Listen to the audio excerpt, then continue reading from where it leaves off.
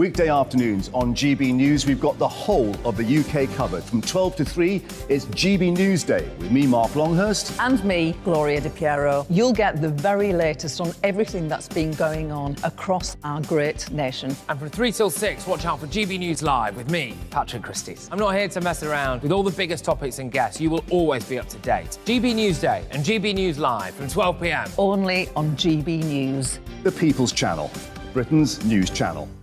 Hello there, it's Eamon Holmes here from Breakfast on GB News. We're not just on your television and your screens, you know. We're on DAB plus digital radio, so you can listen to your favourite shows on the move. If you've not yet listened to GB News Radio, it's very simple. We're on your radio player and TuneIn apps, on your smart speaker, phone or tablet, or online at gbnews.uk. Take us with you wherever you go. GB News Radio. You never have to miss a moment of the People's Channel.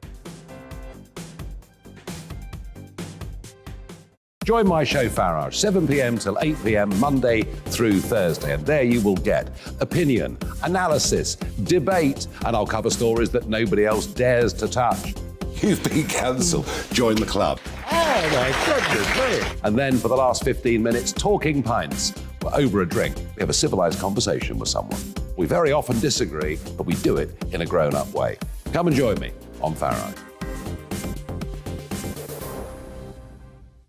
Hello, I'm Simon Evans. Join me on GB News for Headliners at 11 p.m, where I'll be joined by two of the country's top comedians as we take a look at tomorrow's newspapers tonight. If it's a big story, we'll be covering it, I guarantee, but we'll also have some fun along the way. That's GB News Headliners at 11 p.m. We won't put you to sleep, unlike some of the other paper review shows out there. So join us, 11 p.m, 7 nights a week.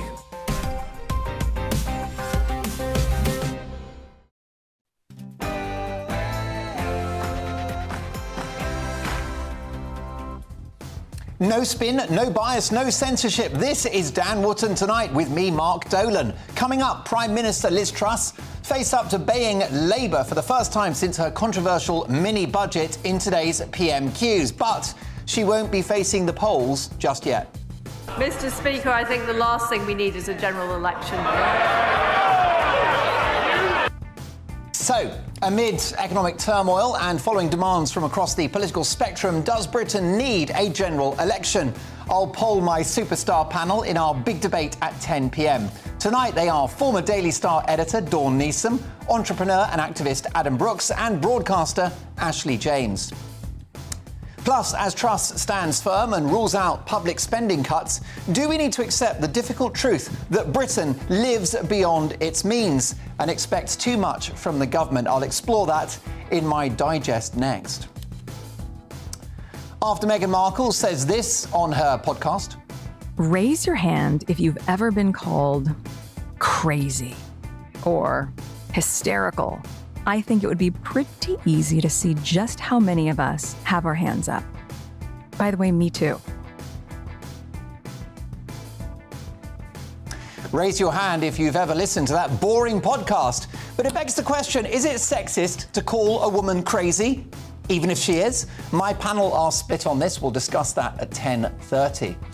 As the government attacks scheming Sturgeon's case for independence in the Supreme Court, are we fighting hard enough to keep the union together? Scottish editor of the Daily Telegraph, Alan Cochrane, issues a rallying cry as tonight's Outsider at 9:50. As Home Secretary Suella Braverman demands British boots on French beaches to curb migration in her latest crowd-pleasing policy, do the Tory party wish they'd elected her rather than Truss? Columnist extraordinaire Rod Liddell is uncancelled at 10:40. After Mike Tindall reportedly signs up for I'm a Celebrity, should royals be allowed to go on reality TV? I've recruited a trio of jungle veterans to battle it out in tonight's clash. The late Princess Diana's former butler, Paul Burrell, ex-royal correspondent Jenny Bond, and former Lib Dem MP Lembit Opik. I'll get your verdict as well at 9:25. After the government launches a crackdown, is there a place for trans women in female prisons? Top Olympian and activist Sharon Davies reacts at 9:40.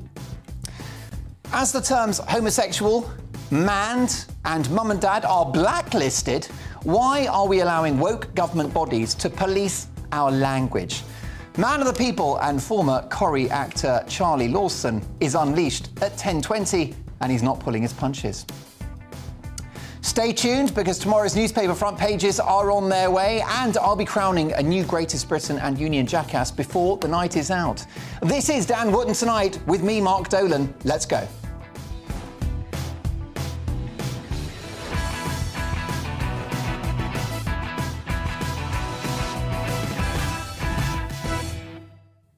Just one thing first. Joe Biden called it a pandemic of the unvaccinated. Andrew Neil, formerly of this parish, spoke of punishing the unvaccinated.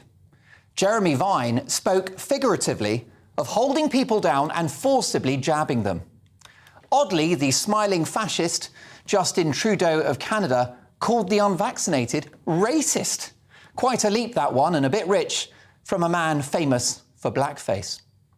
But as a spokesperson from Pfizer admitted in the Dutch Parliament this week, the vaccine was never tested for transmission, in other words, stopping you giving COVID to others. So what the authorities told us about stopping the spread with a jab was a total lie. Take it to protect Granny, a historic falsehood. Whilst safe for most, though we can't be sure, we don't have long-term data, large numbers of people around the world have suffered severe side effects, and some, including former BBC presenter Lisa Shaw, have died. Lisa, a healthy woman in her 40s, here pictured with her husband Gareth. She statistically did not need the jab, but based upon the idea that somehow she was helping others, she took one for the team. She's gone now. Her husband, a widower, her young son without his mummy. The conspiracy theorists, the Tin Hat Brigade, the so-called anti-vaxxers, who were no such thing but simply wanted personal choice, were right all along. For the record, I'm triple jabbed. But did I need it? You tell me.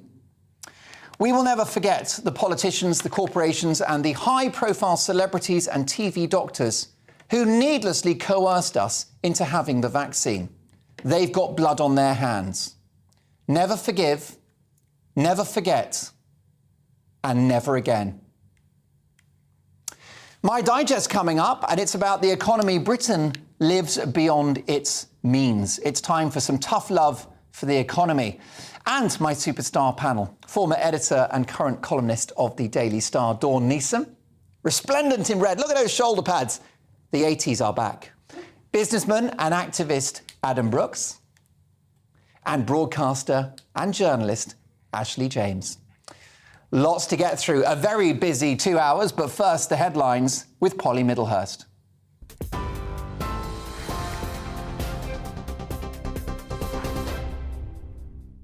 Mark, thank you. Good evening. And we start with some breaking news that's come to us within the last 15 minutes.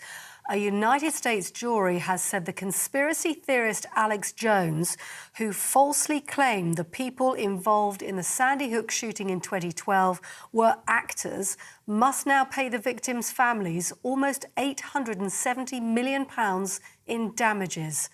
Mr. Jones claimed the massacre, where a gunman killed 20 children and 6 staff members, was staged as part of a government plot to take away Americans' guns. Well, we'll bring you more on that story. It's just broke in the last few minutes as we go through the evening. On to the other main stories now, and the Prime Minister says she's absolutely sticking to her pledge not to cut public spending as she continues to defend her government's economic plan. Liz Truss fended off questions from the Labour leader at her first PMQs since the Chancellor unveiled his mini-budget. Sir Keir Starmer labelled Kwasi Kwarteng's plans as madness and said it had sent the economy into turmoil. He called on the government to reverse what he started to call the kamikaze budget. Well, the Bank of England has confirmed its emergency bond buying scheme will close this Friday. Pension funds will need to find billions of pounds before the end of the week to make sure they can withstand any market turmoil. The bank had been forced to intervene amid the continuing fallout over the Chancellor's mini-budget. The Metropolitan Police Commissioner has expressed his frustration at environmental protesters campaigning in central London over recent days. In a post on social media, Mark Rowley said more than 200 officers were involved in protests held in the capital every day. He wrote there'd been 338 arrests in the last 11 days alone. Earlier today, Insulate Britain and Just Stop Oil campaign groups staged protests outside Parliament and Downing Street. Detectives looking for a woman who went missing 3 years ago have launched a murder inquiry after finding human remains. 19-year-old Leah Croucher was last seen on CCTV walking to work in Milton Keynes in February 2019. Thames Valley Police are searching a property where items belonging to her, including a rucksack, have been found following a tip-off from a member of the public. It says specialist teams will remain there for a significant period of time. International news, and in Ukraine, the brother of the mayor of Kyiv says Russia's president is deliberately targeting civilians. This Monday, several areas of Ukraine, including the capital Kyiv, were targeted by Russian airstrikes, leaving at least 26 people dead and dozens more injured. And the King has met with the Prime Minister, Liz Truss, at Buckingham Palace. It's the first weekly audience to be held between the two. Separately at the palace this afternoon, King Charles also met with the King and Queen of Malaysia. That's it. You're up to date on TV, online and on DAB+ radio. You're with GB News, the People's Channel, where Mark Dolan is sitting in for Dan Wootton tonight.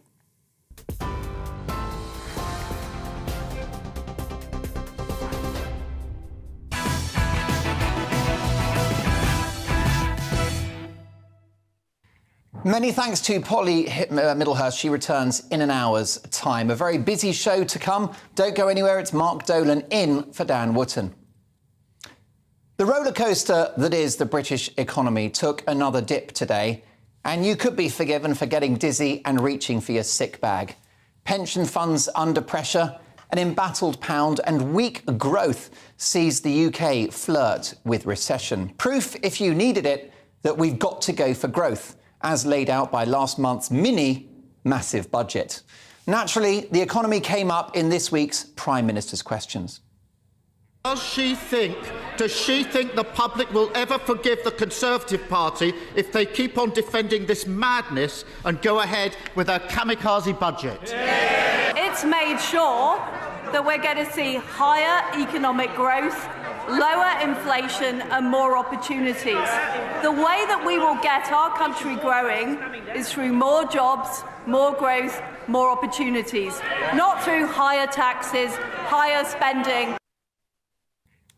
Powerful stuff. Now, the poet Rudyard Kipling famously said, if you can keep your head while those around you are losing theirs, never has that sentiment been truer than now. If we stay on this bold path to growth, Britain can stage a strong recovery. Stay as we are in the comfort zone of borrowed billions, it's a race to the bottom. After decades of living on the never-never, this country needs to boost its income. The economy's got to get bigger. That's what growth is. So how do we get out of this slow-motion economic car crash that we're currently in? Well, it reminds me of that classic Irish joke, which I think I'm allowed to do as a Dolan. A man stops an Irishman in the street and asks for directions.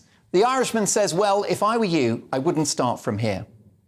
And that's where we are with the economy. Who knew shutting down the country on and off for 2 years in a vain attempt to stop a seasonal respiratory virus would bring with it consequences? Who knew that borrowing almost £500 billion, paying perfectly healthy people to stay at home, mothballing the NHS and closing once viable businesses would come at a price? Well, I knew and called it out on the national television and radio airwaves, as did many others, but we were the bad people, remember? It's early days, but Britain is now on a path to high growth and low tax. The next crucial step is to shrink the size of the state. We spend too much money.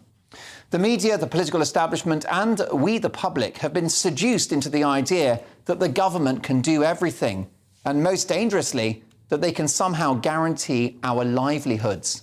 They cannot. Credit to the Tories and the Lib Dems, who during the austerity drive in the coalition government in 2010 massively cut down the size of the state, which had swollen under New Labour. Don't forget the note left by Treasury Minister Liam Byrne, who said to the incoming minister, sorry, there's no money left. But we were left with a bigger bureaucracy and an inflated bill for public services. Over 5 years, the then coalition government slashed and burned in every department, which they called austerity, but which was really living within our means. Did unemployment spiral as we cut back the public sector? Far from it. 1 million new jobs were created in the private sector in that 5-year period. As anyone who runs a household budget knows, you cannot spend more than is coming in. But since the war, expectations about how much we can expect from the government and how little we must expect from ourselves has grown steadily. Welfare, for example, was once a safety net. For many now, with almost 1.3 million job vacancies out there, it's more like a lifestyle choice. The NHS was once the place for the treatment of unforeseen diseases and accidents. Now it's there to expensively manage our unhealthy lifestyles. It's the National Sickness Service. Eat the pizza, smoke the fags, drink the booze, and the doctors will sort it out. We've been living in a fool's paradise, accelerated by the pandemic, in which the state took responsibility for our lives rather than us. Well, I'm afraid it's supposed to be the other way round. The government wiping your arse is what we've had for decades, and it's pushing us further into the red and ultimately towards bankruptcy. We're not alone. America is swamped by the scale of its own national debt, and Europe is trapped in a centre-left economic model of social democracy, ripped to the tits on the wacky-backy of tax and spend. It's now a Western disease. Big government, big debt, big problem. Which is why it was perfectly reasonable for Liz Truss, Liz the Builder, as I like to call her. Can she fix it? Yes, she can. She's right to look at linking benefit rises to average incomes, that's around 5%, rather than linking handouts to inflation, which is 10%. Why should those receiving help get double the pay rise of those who get up early in the morning and go off to work? It should always pay to work. That said, given that we've willfully trashed the economy with the obscene experiment of lockdowns, which has had a disproportionate impact on the poorest, I think the full inflation-busting pay rise is inevitable. And a country, even when on its uppers, must always protect the poorest in society. But in the end, a big state, big government and big spending doesn't help anyone, especially when it all goes on the overdraft.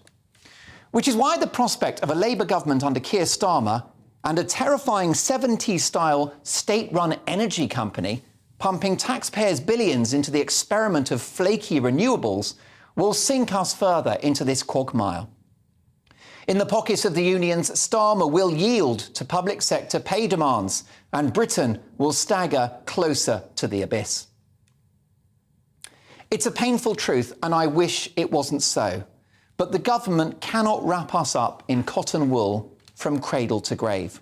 That was a lie built on the backs of future generations who have always picked up the bill.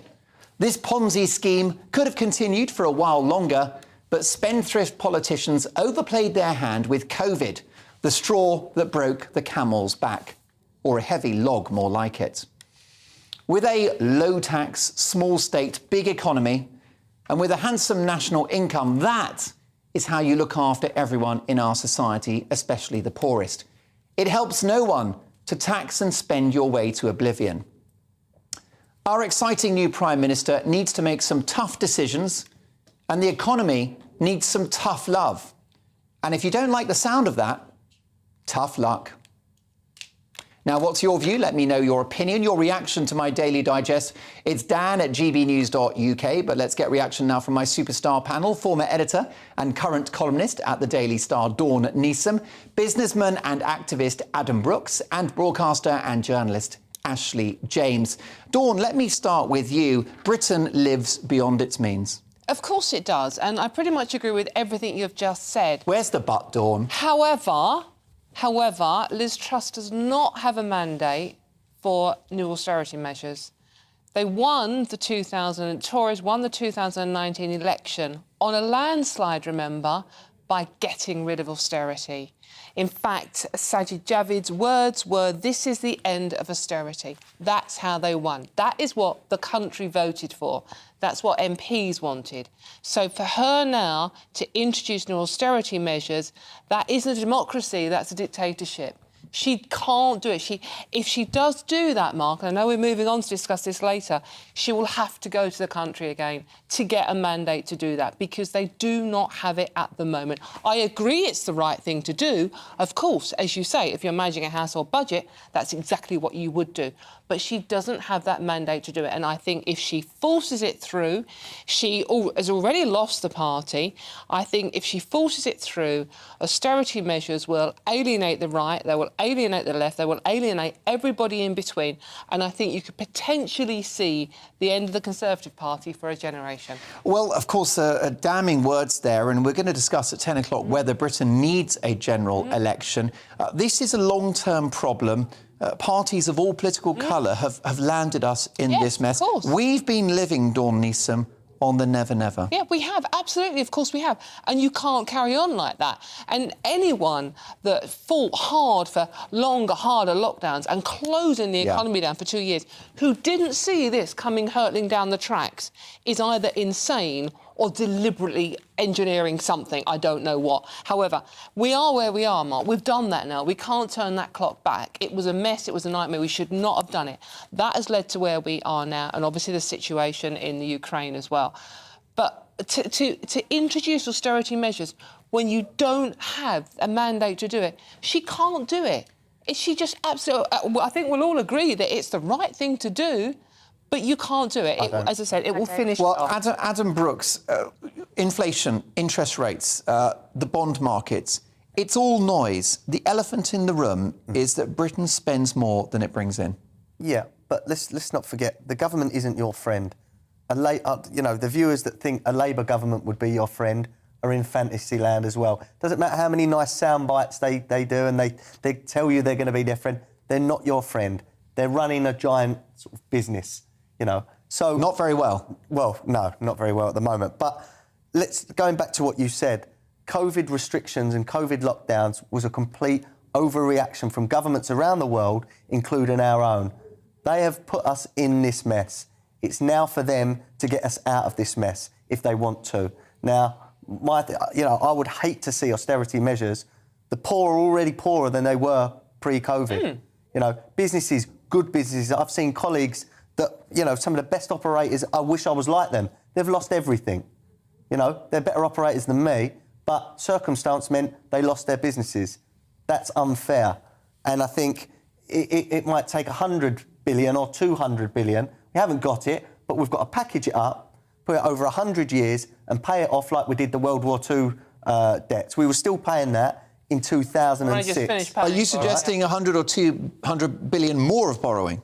Well, we've got to get ourselves, we've got to grow our way out of this, and whatever problems we've got to spend and grow our way out of this. We can't start cutting back. We've got to put society back... We can't start cutting back. ...where it was, and we've got to fix things. It doesn't matter what the bill is.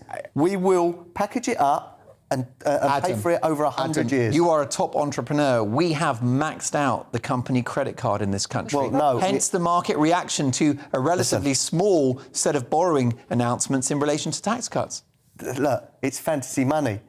We're going to have more fantasy money. At the end of the day, our generations going forward will not have a society or business or a high road to enjoy, because it's all going to be boarded up, and there's going to be poverty and there's going to be crime. We have got to, throw everything we've got at fixing society, fixing businesses and fixing things, rather than worrying about, the balance sheet. We've got to get ourselves out of this, right, no matter what it costs. Well, I think the blueprint that you've outlined takes us down the Greece route, and that's my concern, where the sovereign debt gets so big, we're swamped by it and can't even begin to pay it back. But Ashley James, the issue is that a country sinking further into the red doesn't help anyone, especially the poor. It doesn't, but there is literally nothing else to cut back. Like, we've had 12 years of austerity. NHS managers on six-figure salaries? That can be cut back. Yeah, of course. People are worried about losing their homes. People are using food banks, and not people on welfare, people who have jobs, and good jobs, and jobs that we should really care about. Nurses, teachers, that's our future. And it's proven that when you invest in children in the future, it pays off in the long term. And at the moment, we've had youth services slashed by 70%. A lot of those children end up going into crime because there is no safe space for them to go. We've had over 23,000 police cuts. We can all agree that crime is through the roof and there's not enough police on the streets to deal with crime. Even rich people need crime solved. If they get burgled, they want it fixed. The NHS it's completely on its knees. You know, their leaders of the NHS have come out to warn of a humanitarian crisis because of how impoverished people are.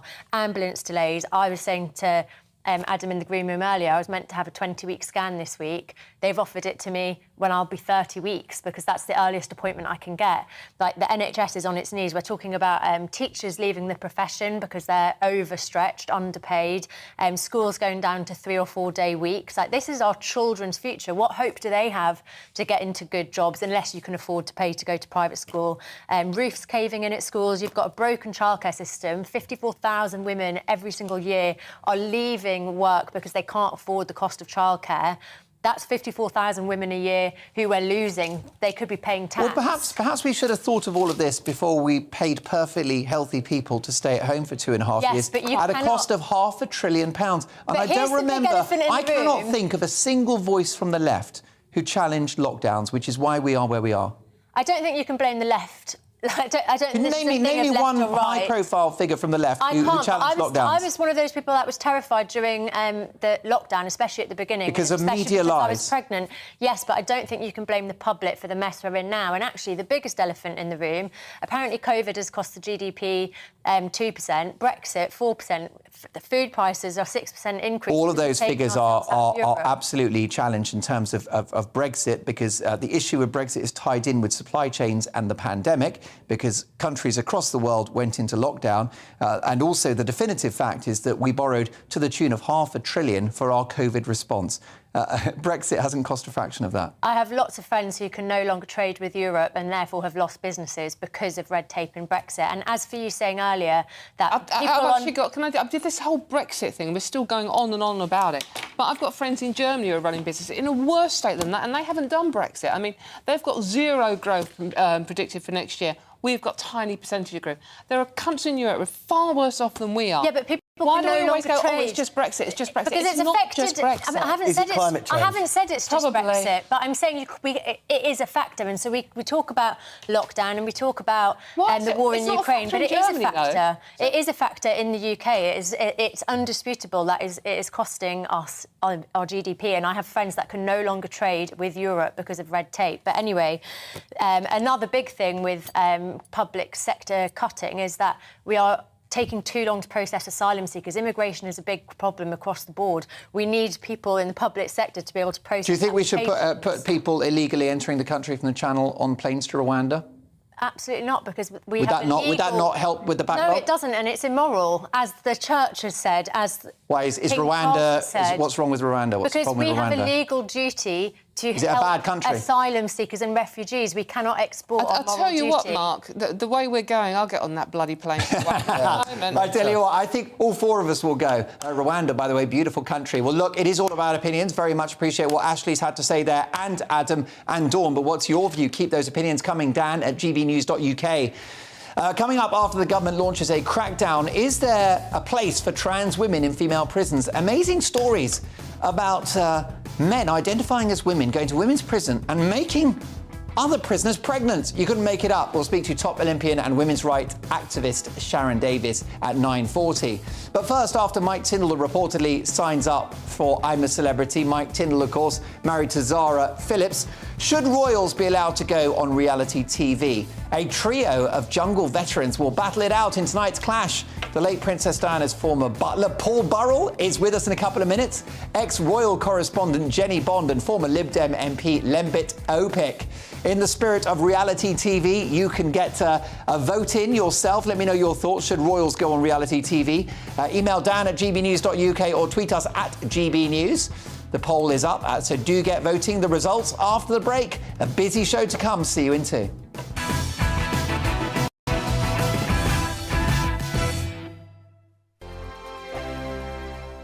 Weekday afternoons on GB News, we've got the whole of the UK covered. From 12 to 3, it's GB News Day with me, Mark Longhurst. And me, Gloria Di Piero. You'll get the very latest on everything that's been going on across our great nation. And from 3 till 6, watch out for GB News Live with me, Patrick Christys. I'm not here to mess around with all the biggest topics and guests. You will always be up to date. GB News Day and GB News Live from 12 p.m. Only on GB News. The People's Channel, Britain's news channel. Hello there, it's Eamon Holmes here from Breakfast on GB News. We're not just on your television and your screens, you know. We're on DAB plus digital radio, so you can listen to your favourite shows on the move. If you've not yet listened to GB News Radio, it's very simple. We're on your radio player and TuneIn apps, on your smart speaker, phone or tablet, or online at gbnews.uk. Take us with you wherever you go. GB News Radio. You never have to miss a moment of the People's Channel. Join my show Farage, 7 p.m. till 8 p.m. Monday through Thursday, and there you will get opinion, analysis, debate, and I'll cover stories that nobody else dares to touch. You've been cancelled. Join the club. Oh my goodness me. And then for the last 15 minutes, talking pints. We're over a drink. We have a civilised conversation with someone. We very often disagree, but we do it in a grown-up way. Come and join me on Farage. Hello, I'm Simon Evans. Join me on GB News for Headliners at 11 p.m, where I'll be joined by 2 of the country's top comedians as we take a look at tomorrow's newspapers tonight. If it's a big story, we'll be covering it, I guarantee, but we'll also have some fun along the way. That's GB News Headliners at 11 p.m. We won't put you to sleep, unlike some of the other paper review shows out there. So join us, 11 p.m, 7 nights a week.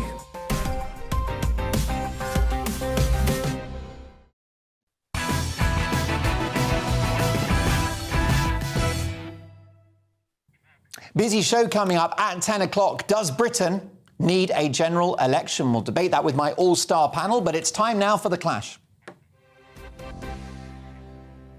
The I'm a Celebrity casting rumours have already started this year, and one of the most notable names in the frame is Zara Tindall's husband, the rugby player Mike Tindall. The former England captain, whose wife is 20th in line to the British throne, is among a host of celebs apparently flying to the Australian outback, the first major entertainment game show appearance from a member of the royal family since the infamous It's a Royal Knockout in 1987. So it begs the question, should members of the monarchy, the royal family, really be allowed to bare their soul and chew kangaroo bits on reality TV? Or should they remain unknown and dignified? Here to discuss this are 3 veterans of the jungle. I'm a Celebrity royalty. Series 3's runner-up and former royal correspondent Jenny Bond. Series 4's runner-up and Princess Diana's former butler Paul Burrell.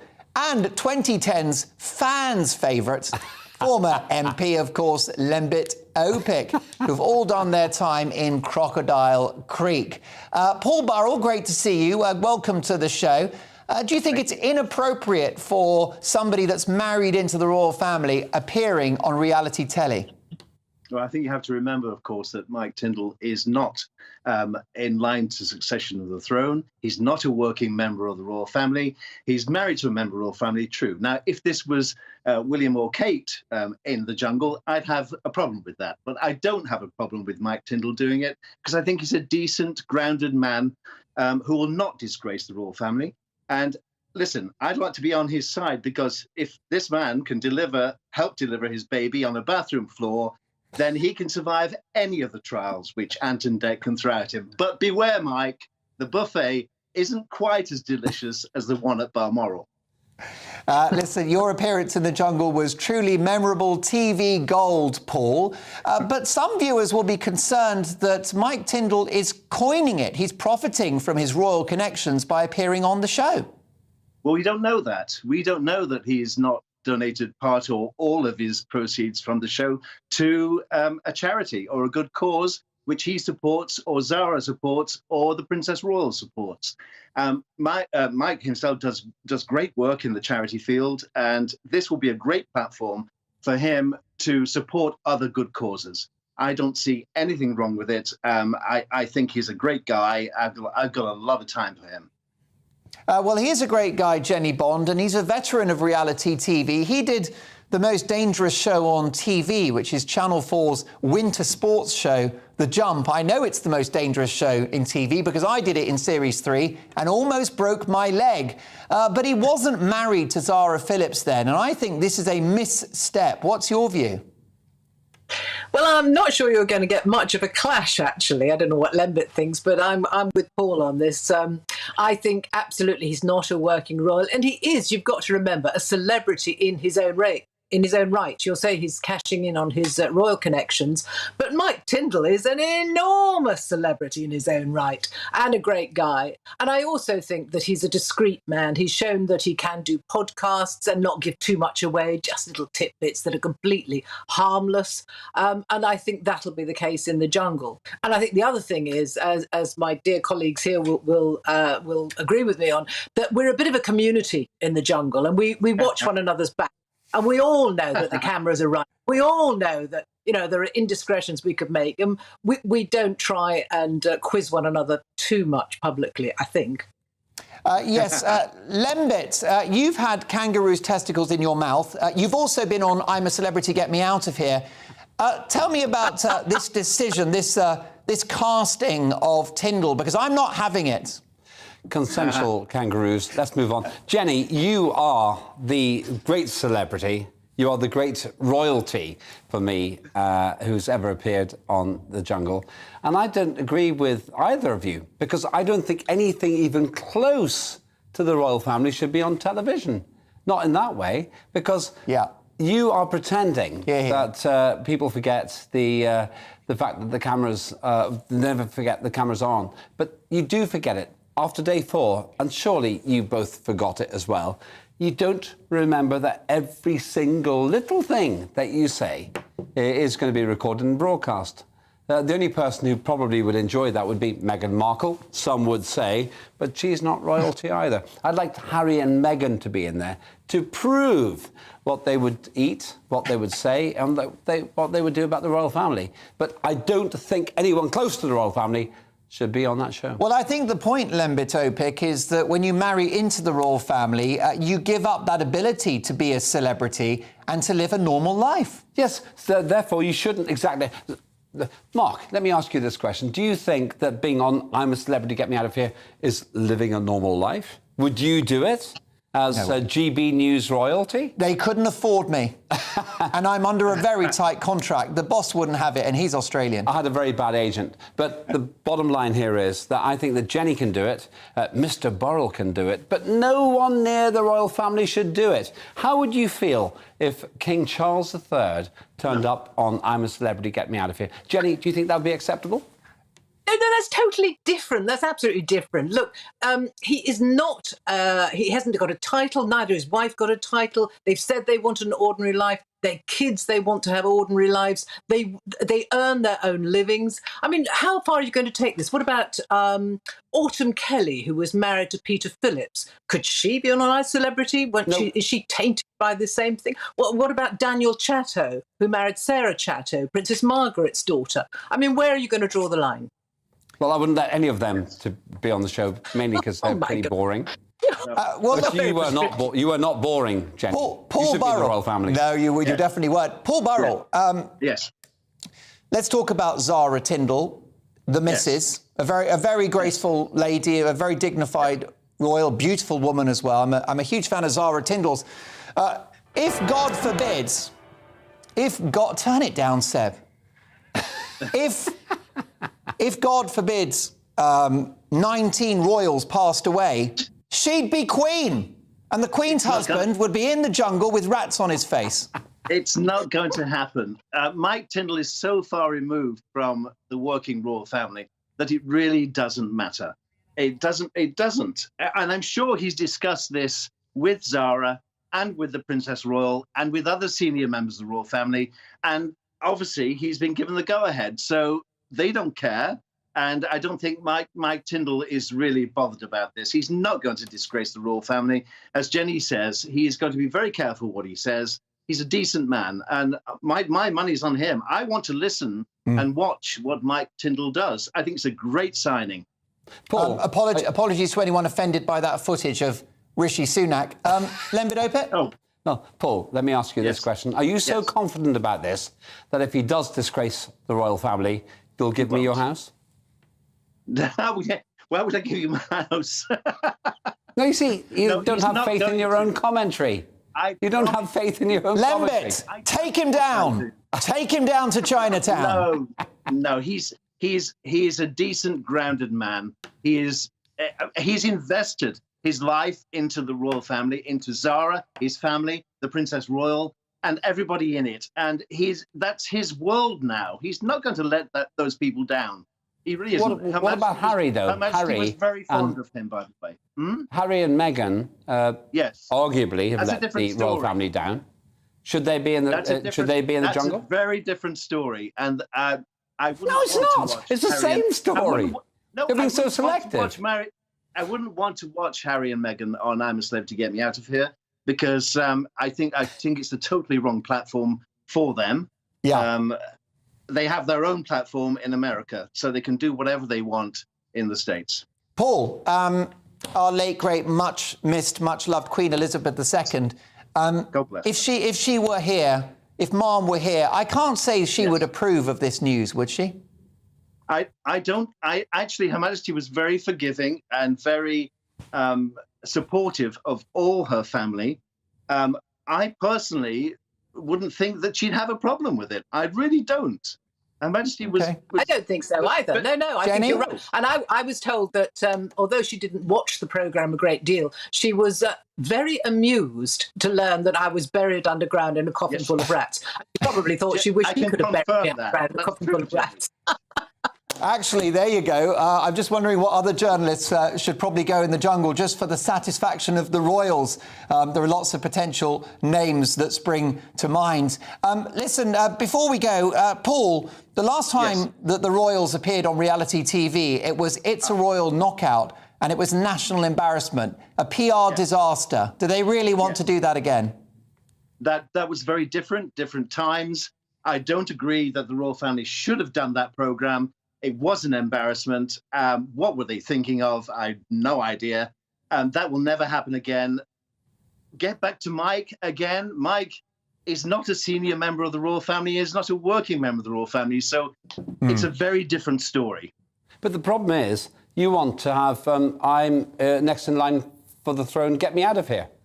I don't agree with you. No. You're just wrong. No. Nicely done. On my watch, the lady always gets the last word. TV royalty, one of the country's finest royal journalists, Jenny Bond, you get the last word. Well, I think on that point about It's a Royal Knockout, the problem it was an absolutely shocking programme. I think we'd all agree that I'm a Celebrity is a few cuts above that and is a very good programme, a watchable programme, and he will distinguish himself. Three legends of I'm a Celebrity, and they've had decent careers in their own right. Jenny Bond, Paul Burrell and Lembit Opit. Thank you for a brilliant debate. Well, what do you think after Mike Tindall reportedly signs up for I'm a Celebrity? Should royals be allowed to go on reality telly? Sammy on Twitter says Mike Tindall is not royalty as such. I'm looking forward to watching him. On Twitter says, no. Royalty should be dignified. The only acceptable way he can do it is for charity. Anne on Twitter says, I think he'll be brilliant on I'm a Celeb. In fact, he's got a good chance of winning it. And your verdict is in. 47% of you agree that royals should be allowed to go on reality TV. 53%, a strong majority, say that he should not and that they should not be appearing on reality television. So there you go. Mike Tindall, by the way, he did the jump on Channel 4 and was very, very brave. He did one of those jumps, almost broke his back. 10 minutes later, he did another jump. So the guy has got cojones and we may be watching him in the jungle in the next few weeks. Coming up, as the government attacks scheming Sturgeon's case for independence in the Supreme Court, are we fighting hard enough to keep our wonderful union together? Scottish editor of the Daily Telegraph, Alan Cochrane, issues a rallying cry as tonight's Outsider at 9:50. Can we save the union? But first, after the government launches a crackdown, is there a place for trans women, that's men who call themselves ladies, going into female prisons? Sharon Davies, one of the most prolific women's rights activists in the country, weighs in on this victory for common sense. She's next.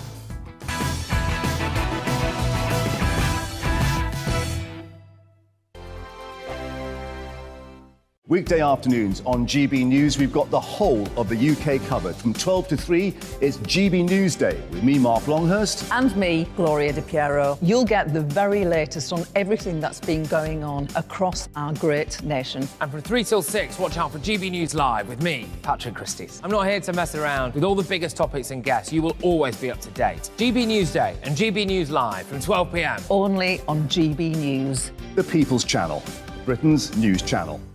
Hello there, it's Eamon Holmes here from Breakfast on GB News. We're not just on your television and your screens, you know. We're on DAB plus digital radio, so you can listen to your favourite shows on the move. If you've not yet listened to GB News Radio, it's very simple. We're on your radio player and TuneIn apps, on your smart speaker, phone or tablet, or online at gbnews.uk. Take us with you wherever you go. GB News Radio. You never have to miss a moment of the People's Channel. Join my show Farage, 7 p.m. till 8 p.m. Monday through Thursday, and there you will get opinion, analysis, debate, and I'll cover stories that nobody else dares to touch. You've been cancelled. Join the club. Oh my goodness me. And then for the last 15 minutes, talking pints. We're over a drink. We have a civilised conversation with someone. We very often disagree, but we do it in a grown-up way. Come and join me on Farage. Hello, I'm Simon Evans. Join me on GB News for Headliners at 11 p.m, where I'll be joined by two of the country's top comedians as we take a look at tomorrow's newspapers tonight. If it's a big story, we'll be covering it, I guarantee, but we'll also have some fun along the way. That's GB News Headliners at 11 p.m. We won't put you to sleep, unlike some of the other paper review shows out there. So join us, 11 p.m, 7 nights a week.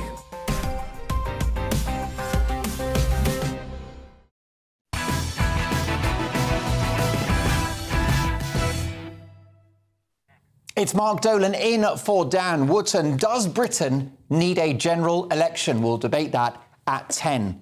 But time now for our treasured Olympian and women's rights advocate Sharon Davies. Yesterday, Justice Secretary Brandon Lewis delivered a big win for women across the nation by announcing plans for trans prisoners who retain male genitalia, the full meat and two veg, to be kept out of female jails under new reforms. He told Parliament in a statement, this will not be a blanket rule. Exemptions to these new rules will be considered on a case-by-case basis. This will also apply to transgender women who have been convicted of a sex offence. Now, there were only 40 transgender prisoners in women's jails, according to an official 2020 to 2021 report. But the move could mean the likes of depraved serial paedophile Sally Ann Dixon, who was jailed for 20 years last month for historic attacks on kids when she was medically a man, will be locked up with blokes. Dixon was already forced to move wings just weeks after starting a relationship with a vulnerable female at Her Majesty's Prison Bronzefield in Surrey, and he/she was harassing other inmates. Hope no one was offended by that, but I'm not worried about offending paedophiles. The government's move to protect women will also help prevent grim scenes that we've seen in America, where transgender woman Demi Minor was forced to move prisons in July after impregnating two females at a prison in New Jersey. So someone goes into a prison, it's a bloke, calls himself a woman, and makes two prisoners pregnant. You couldn't make it up. So Sharon Davies, the Justice Secretary, said the new rules would be considered on a case-by-case basis. Under what circumstances do you think biologically born men should be allowed in women's prisons? Good evening, Mark. You know, I always find it strange when you introduce me as a women's rights activist, because I would have never said in a million years that's really what I was. But obviously, the reason I speak out now is because of women in sport. And a British sporting legend. Situations as well. I mean, I think this is a great move. It's all about safety, isn't it? And dignity, for women, whether that's women's toilets or women's sports or women's prisons. The interesting statistic is that 40% of transgender women who are in prison for sexual offences, whereas actually only 17% of men in prison are in prison for sexual offences. So that's quite a stark statistic. And again, only 2% of women are in prison for sexual offences. So 98% of sexual offences are actually, perpetrated by men. Yeah. And it's about enabling vulnerable women to feel safe, even in prison where they are serving, their time for whatever crime they committed. Absolutely right. I mean, it's extraordinary that somebody that's a biological male identifying as female can be enclosed 24/7 with sometimes vulnerable inmates. And in America, 2 of them impregnated.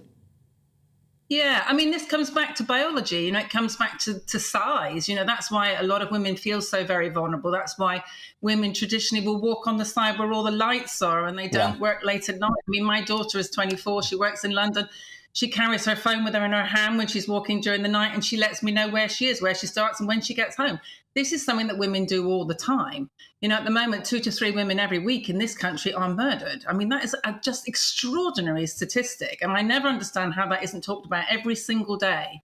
And women do feel vulnerable. And this is why, in sport, it's all about size and strength and your physical ability, which comes with biological sex. And I feel we are beginning to turn a corner a little bit. I think people are beginning to realise that the emperor does not have any clothes on.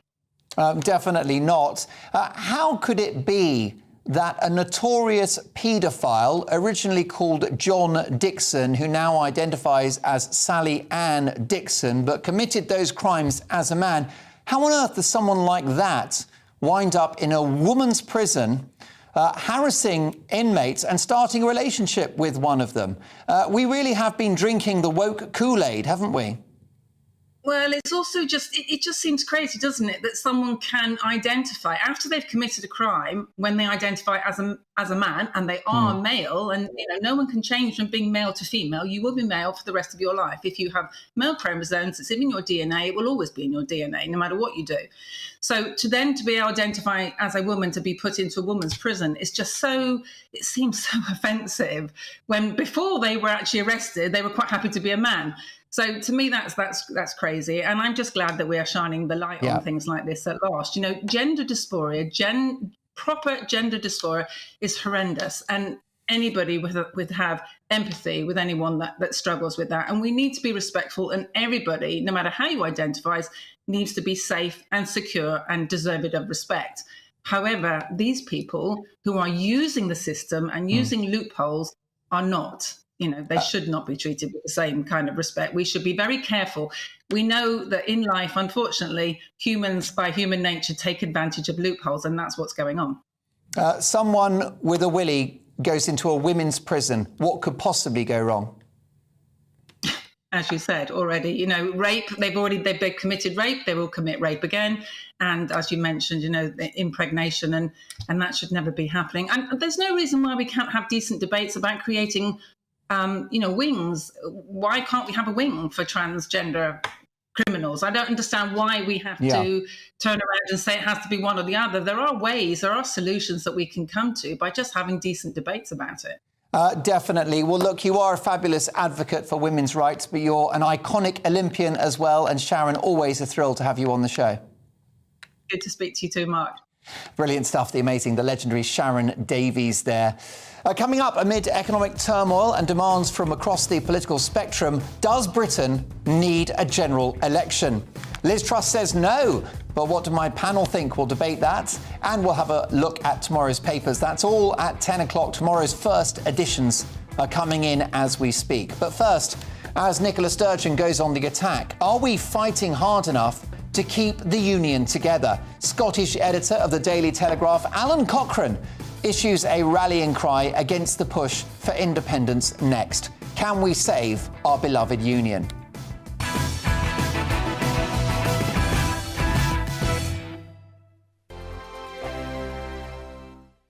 Weekday afternoons on GB News, we've got the whole of the UK covered. From 12 to 3, it's GB News Day with me, Mark Longhurst. And me, Gloria Di Piero. You'll get the very latest on everything that's been going on across our great nation. And from 3 till 6, watch out for GB News Live with me, Patrick Christys. I'm not here to mess around with all the biggest topics and guests. You will always be up to date. GB News Day and GB News Live from 12 p.m. Only on GB News. The People's Channel, Britain's news channel. Hello there, it's Eamon Holmes here from Breakfast on GB News. We're not just on your television and your screens, you know. We're on DAB plus digital radio, so you can listen to your favourite shows on the move. If you've not yet listened to GB News Radio, it's very simple. We're on your radio player and TuneIn apps, on your smart speaker, phone or tablet, or online at gbnews.uk. Take us with you wherever you go. GB News Radio. You never have to miss a moment of the People's Channel.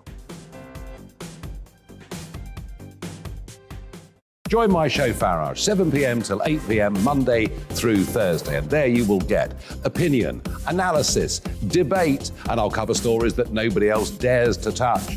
You've been cancelled. Join the club. Oh, my goodness me. And then for the last 15 minutes, talking pints. We're over a drink. We have a civilised conversation with someone. We very often disagree, but we do it in a grown-up way. Come and join me on Farage. Hello, I'm Simon Evans. Join me on GB News for Headliners at 11 p.m, where I'll be joined by two of the country's top comedians as we take a look at tomorrow's newspapers tonight. If it's a big story, we'll be covering it, I guarantee, but we'll also have some fun along the way. That's GB News Headliners at 11 p.m. We won't put you to sleep, unlike some of the other paper review shows out there. So join us, 11 p.m, 7 nights a week.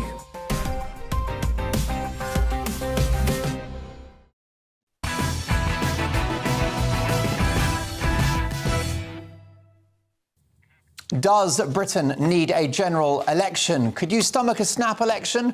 Let me know your thoughts, Dan, at gbnews.uk. A first look at tomorrow's front page is coming up as well, but first this. The SNP and the UK government have been battling it out in the UK's top court over whether the Scottish government can hold another independence referendum. The Supreme Court will now decide whether First Minister Nicola Sturgeon can run a second costly and divisive ballot as early as October of next year without the approval of Westminster. The SNP case argues the referendum is advisory and would have no legal effect on the union, while UK law officers say the Constitution is reserved to Westminster and is therefore a matter beyond the powers of Holyrood. Well, the fate now lies in the hands of 5 Supreme Court judges who are likely to take several months to produce their decision. But with Sturgeon flinging divisive and dangerous separatist rhetoric our way, could passive unionists allow the country to fall apart? Well, the man who coined that phrase, former Scottish editor of the Daily Telegraph, Alan Cochrane, joins me now. Hi, Alan. Good evening to you. Alan, do you think that the SNP have found a legal loophole here? I doubt it very much. I mean, the funny thing, absolutely hilarious thing, really, is their own law officer, the Lord Advocate in Scotland, she thinks there's no chance of the permission being granted. So she didn't say, yeah, go ahead, Nicola. They've passed it on to the Supreme Court in London to make the judgment. So, I mean, even the Scottish Government's advisors thinks you've no chance, Nicola. Yeah. I mean, this move, it's not really a legal one, is it? It's a political move. It's classic Sturgeon. Oh, absolutely, because, I mean, in a way, she'll probably hope that the justices in London will rule against her. And she'll say another dirty deed by an English court. But in fact, the top 2 judges in the Supreme Court are both Scots. Now, I'm sure they're perfectly decent and honourable men and be absolutely neutral. But I can imagine that that's the line that Nicola will take if, as I expect will happen, they vote against her. Is Nicola Sturgeon pushing an independent Scotland as a sort of a labour of love out of political conviction? Or is this a smokescreen to disguise her domestic problems north of the border? Oh, no, she is a convict. She is I nearly say she's been convicted. She is a conviction politician. If only. No doubt about that.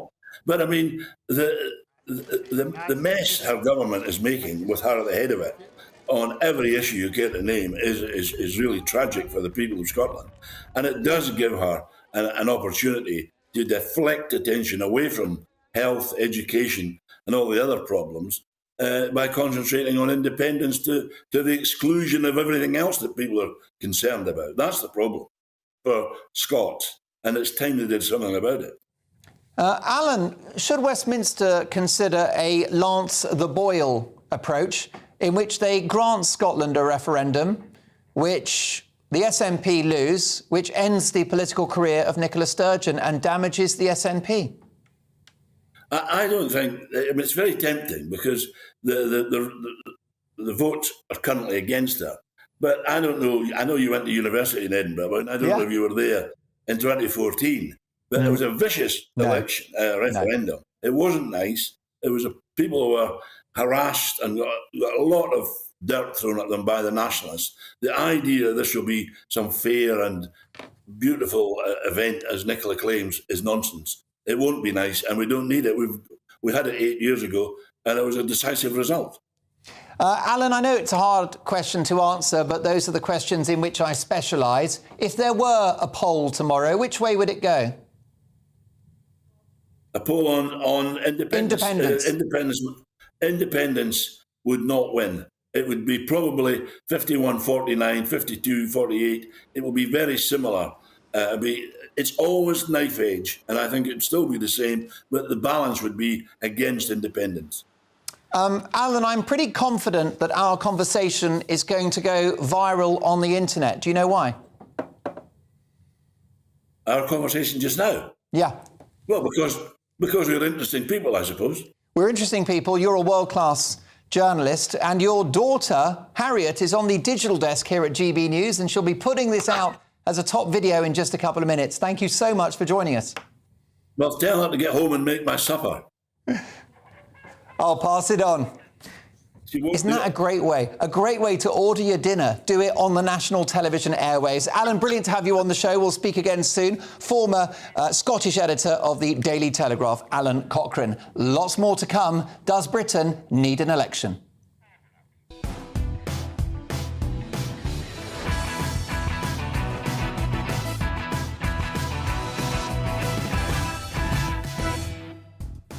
It's 10 p.m. This is Dan Wootton Tonight with me, Mark Dolan. Coming up, Liz Truss was hoping to receive a vote of confidence from her Tory critics in her first PMQs since her mini-budget this afternoon, but she made it clear she's not willing to put her future to a public vote, not just yet.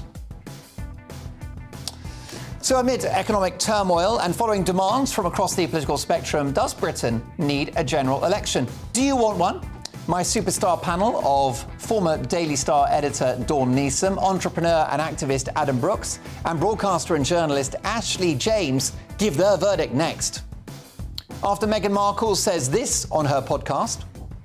Raise your hand if you've ever been called crazy or hysterical. I think it would be pretty easy to see just how many of us have our hands up. By the way, me too. Raise your hand if you've ever been called totally self-obsessed in your Montecito mansion with 16 bathrooms. So, is it sexist to call a woman crazy, even if she is? My panel thrashed that out at 10:30. I got two sensible women and a crazy man. That's in our Media Buzz at 10:30, when I'll also be bringing you tomorrow's newspaper front pages.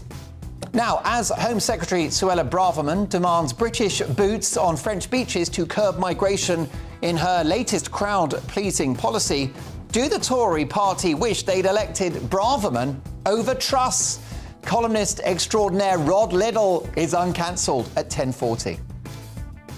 And as terms homosexual, manned and mum and dad are blacklisted, why are we allowing woke government bodies to police our language? Man of the people and former Corrie star Charlie Lawson fights back at 10:20. And in a magical moment, J.K. Rowling finally has a defender from within the Harry Potter camp. We'll reveal who as I crown tonight's Greatest Britain and Union jackass. But first, the news headlines with Polly Middlehurst.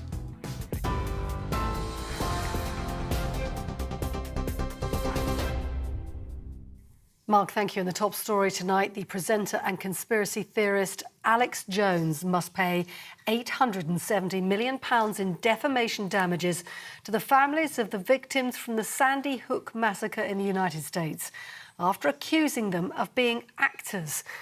The conspiracy theorist claimed the mass shooting in 2012, where a gunman killed 20 children and 6 members of school staff, was staged as part of a government plot to take away the guns from Americans. Mr. Jones has vowed to appeal the Connecticut ruling. He was already due to pay the families more than £44 million from a similar case in Texas. Well, here the Prime Minister says she's absolutely sticking to her pledge not to cut public spending as she continues to defend her government's economic plan. Liz Truss fended off questions from the Labour leader at her first PMQ since the Chancellor unveiled his mini-budget. Sir Keir Starmer labelled Kwasi Kwarteng's plans as madness and said it had sent the economy into turmoil. He called on the government to reverse what he called the kamikaze budget. And the Bank of England has confirmed its emergency bond buying scheme will close this Friday. Pension funds will need to find billions of pounds before the end of the week to make sure they can withstand any market turmoil. The bank had been forced to intervene amid the continuing fallout over the Chancellor's mini-budget. The Metropolitan Police Commissioner has expressed his frustration at the environmental campaigners protesting in central London in recent days. In a post on social media, Mark Rowley said more than 200 officers were involved in protests held in the capital every day. He wrote there had been 338 arrests in the last 11 days. And earlier today, Insulate Britain and Just Stop Oil campaign groups staged protests outside Parliament and Downing Street. Detectives looking for a woman who went missing 3 years ago have launched a murder inquiry after finding human remains. 19-year-old Leah Croucher was last seen on CCTV walking to work in Milton Keynes in February 2019. Thames Valley Police are searching a property now where items belonging to her, including a rucksack, have been found following a tip-off from a member of the public. It says specialist teams will remain at the property for a significant period of time. The Ukrainian president has appealed for almost £50,000 in funding to help rebuild his country following months of Russian bombardment. Volodymyr Zelensky has made a fresh appeal to international donors to increase their financial support, saying the money's needed to rebuild critical infrastructure like schools and houses. Well, earlier, the mayor of Kyiv said the Russian president is deliberately targeting civilians. His brother, Vladimir Klitschko, told GB News President Putin is targeting civilian buildings to make up for his military losses. That's it. You're up to date on TV, online and on DAB+ radio. You're with GB News. Time now for part 2 of Mark Dolan sitting in for Dan Wootton tonight.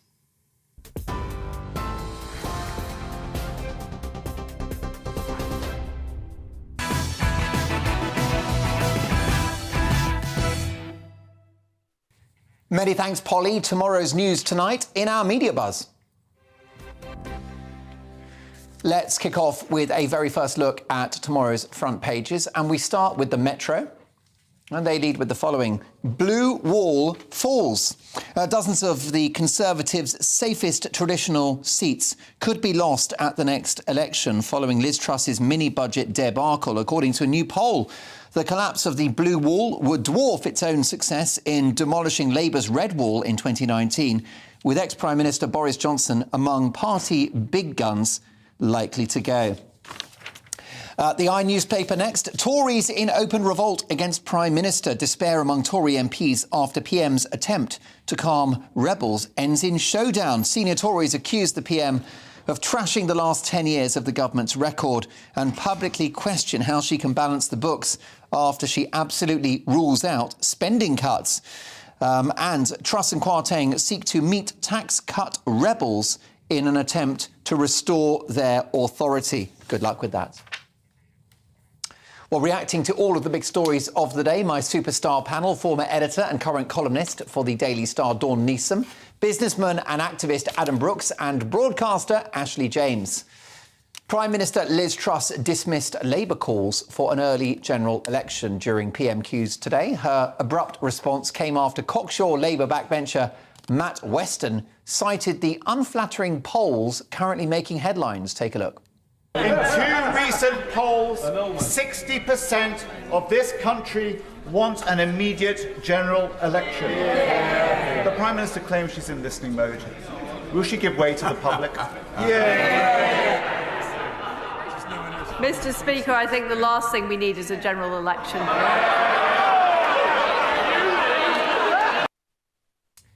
But it's not just Labour suggesting voters should be sent to the ballot box. Last week, former Culture Secretary Nadine Dorries accused the PM of trashing Boris Johnson's legacy and claimed if Truss wants a whole new mandate, she should take it to the country. And today, former chair of the Conservative Party, Baroness Saida Wazi, echoed Dorries, telling City AM newspaper Truss had to just carry on with the 2019 manifesto or go to the electorate. She doesn't have the mandate to do some of the things she's doing. If you think the country won't vote for it, then you don't have a right to implement it in government because you don't have the authority to do it. This is democracy. So if Truss is proposing a radical new direction for the country with very different policies to 2019's manifesto, is it in her interests to get a fresh mandate and call an early election? So, does Britain need an election at all, or should we wait 2 years? Adam Brooks? No. Why not? We just cannot. This country is in crisis. We're a part of an energy war, that's undeniable. Yeah.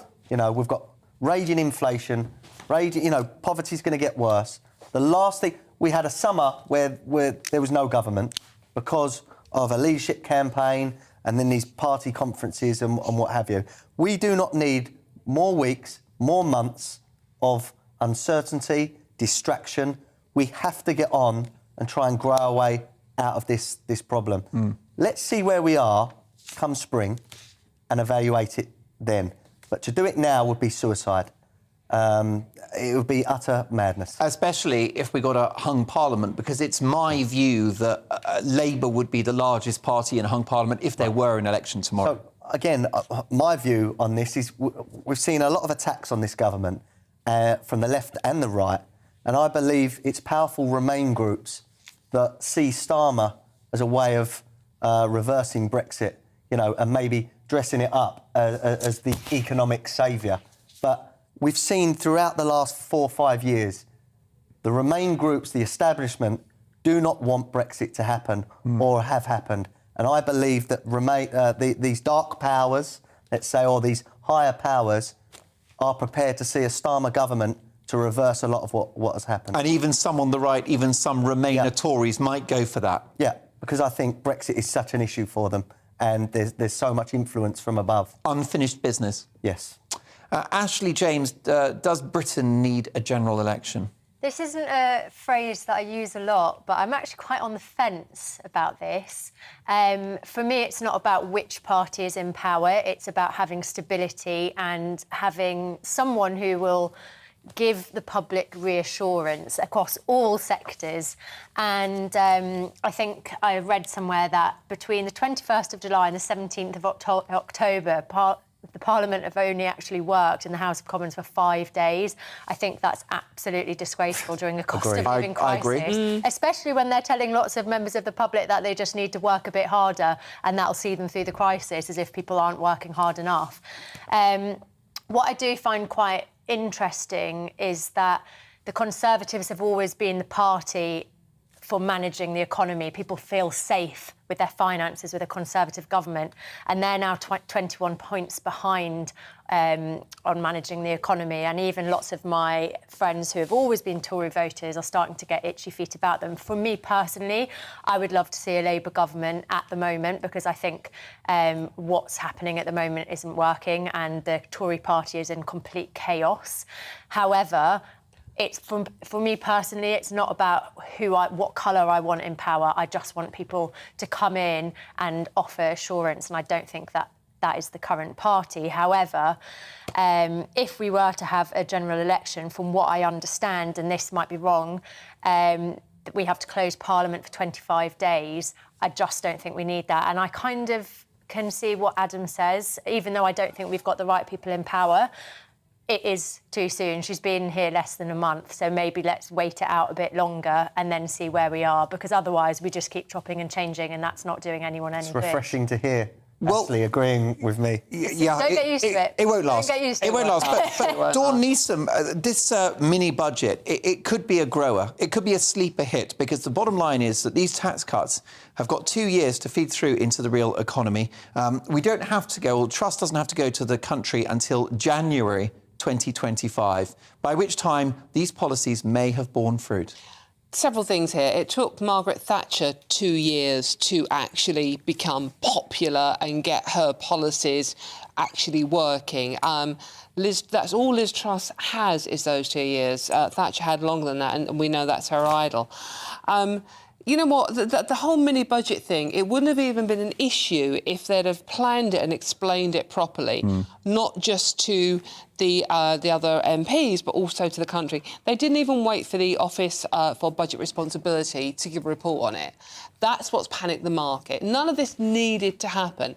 And the content is not necessarily an issue. It's not the content. It's not even the higher rate tax, because the amount of money that would cost is negligible. They were sticks to be beaten with the 45% rate and the bankers' bonuses. Yeah. They gave the stick to the opposition to smack them over the head. It was stupid. The way it was done, and that's what worries me with Liz Truss at the moment. It's like, why didn't she see that coming? Why didn't she plan that? But she's got 2 years to get this right. She doesn't have to go to the country. She's got a working majority of over 70. But if she's going against the mandate, I do think she has to go to the country. And even Jacob Rees-Mogg said if Boris Johnson were to go out, we should have an election. I'm sure he's changed his tune now. Yes. But I do think if you are doing things that are proving to be unpopular, then you need to take it to the public. I think that all of that went out of the window with the pandemic, because we didn't vote for the furlough scheme or lockdowns, did we? So I think the discussion around the manifesto is academic at this stage. What the public did vote for in 2019, Dawn Neeson, is a 5-year Conservative government, and that's what they've got. They voted for, in theory, they voted for the manifesto that was presented for them. That's what they voted for. Which was negated, cancelled out by COVID. But then we should have another election after COVID then, because if she's... I know that she's saying at the moment she's not going to cut public spending, but everybody loves the NHS and it is on its knees. If she does anything to start taking away public spending, then I'm sorry, she has to have an election for that. Well, supposedly the NHS and education is ring-fenced, but it was ring-fenced last time. I do actually agree with our Baroness Warsi on this one. I think if she believes in her policies that they are at the moment, then I don't want a general election, I really don't. But if she believes in these policies and she thinks she has a mandate to carry them through, then she has to prove that by going to the country. I don't want it to happen, but... Well, what do we think? Liz the Builder, can she fix it? Liz the Builder, yes, she can. She's got 2 years to get those economic reforms kicking in to grow the economy and to get us out of the awful habit of tax and spend. She needs time. I predict a general election in the early autumn of 2024. You heard it here first. Lots more to come. After Meghan Markle comes out against the term on her podcast, crazy woman, is it sexist to call a woman crazy, even if she is? My superstar panel return to discuss that, and they've got the front pages as well in the media buzz at 10:30. But after the break, why are we allowing woke government bodies to police our language? Man of the People and former Corrie star Charlie Lawson runs down the seemingly harmless words that have been blacklisted by the man. We'll discuss that next.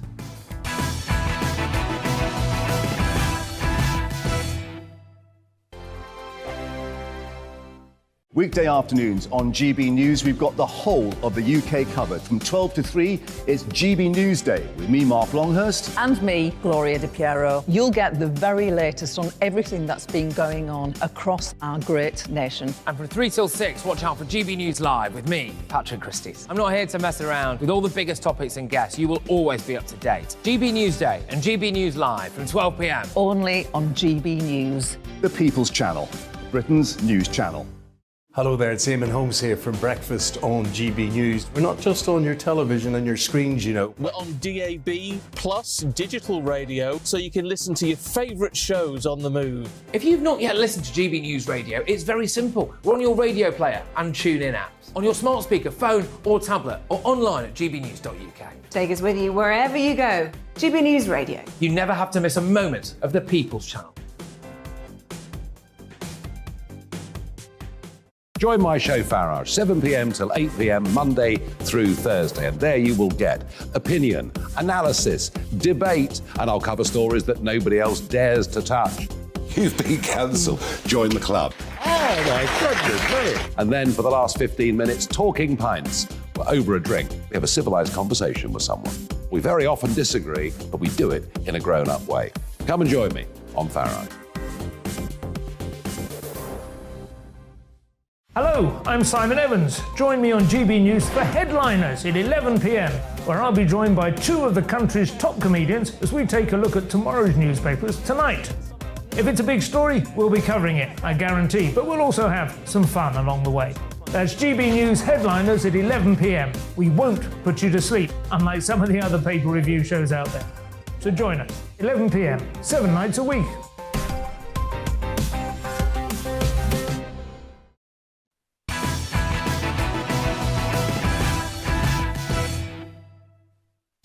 Our man of the people, former Corrie star Charlie Lawson is here. Now, in yet another worrying sign of the establishment pandering to the woke mob, Transport for London has released a language guide to police what staff can and cannot say. Employees are encouraged to use gender-neutral language where possible, including saying staffed rather than manned, everyone instead of ladies and gentlemen, and they over he, she. Well, they have lost the plot. Even the technical term homosexual is frowned upon. This latest descent into woke madness comes after the Local Government Association published its own inclusive language guide for councils last week, which tells councils to avoid using the phrases ladies and gentlemen, as I just mentioned, mum and dad, expat, lifestyle choice, or economic migrant. Thankfully, not all in the world are bowing to the left, with one senior local government source telling the Sun newspaper, this hogwash really does beg a belief. Local government workers are in it to make people's lives better and treat everyone with dignity and respect. This guide is woke, patronising, codswallop. Charlie Lawson, there are no words, and if there were, you can't say them on national TV. I am struggling, Mark. How are you not to get banned from GB News? I really am. It's you know the two syllables I want to send to TFL. Never mind Mark, Lloyd, CB, fucking E, for coming up with this, nonsense. I mean, he calls it codswallop, and excuse my French, but it's bullshit. And look. Please, I cannot find any single reason, good or any reason, for changing mum and dad. I mean, there is no logical, there's nothing good about this at all. And birthing parents, for God's sake. And I believe homeless, you can't mention homeless, you can't mention deprived generations. And apparently trans people experience pregnancy. Well, listen, I would love to have a debate with a trans person who's experiencing pregnancy, because I don't understand that at all. The whole thing. And do you know what, Mark? I was talking to a friend in Canada, as I have done on previous occasions, about this similar debate. And his words are simple. Your country is not only going to the dogs in a handcart, it's racing there on a horse race, and it's almost there, and we are becoming a complete laughing stock. And why is nobody standing up in Parliament and actually saying, can we cut this crap right now? I'm not suggesting we can make a law that makes all this nonsense, because we can't. We've got enough bloody laws. And listen, I believe in freedom of speech, and I'll stand up and fight physically for your right to say what you want, but don't be forcing this crap on us. It's nonsense. I mean, I presume Sadiq Khan runs Transport for London, so that I'd probably rest my case there, Mark, my old friend. Charlie, these woke bureaucrats, by trying to control the language we use, are actually controlling the thoughts we have. This is Orwellian stuff. And it's so divisive. I mean, I have got many, many friends from all walks of life and what have you who never even thought about birthing parent or, banning mum and dad or it's just nonsense. And of course, all these professional protesters have all jumped on the bandwagon as well. You'll find every member of Extinction Rebellion and Animal Rebellion, Stop the Oil, Stop the World, I want to get off, whatever bloody movement it is, they'll all be on this bandwagon as well. And it is really so divisive because it's like waking up and thinking, right, we need to have an argument today, so let's pick a really stupid one. We can't say mum and dad anymore. We've got to say birthing parent. And we're not allowed to breastfeed. We have to chest feed. I mean, I'm really struggling not to get banned from this TV station tonight. I really am. Perhaps next week we can talk about agriculture. It's a good idea. Or perhaps knitting. Listen, Charlie, you'll never be cancelled, not on my watch. You're an actor, you work with words, and the great thing about the English language is just its rich lyricism and just the number of words we have at our disposal. And what these control freaks want to do is shrink down our language so it fits the narrative.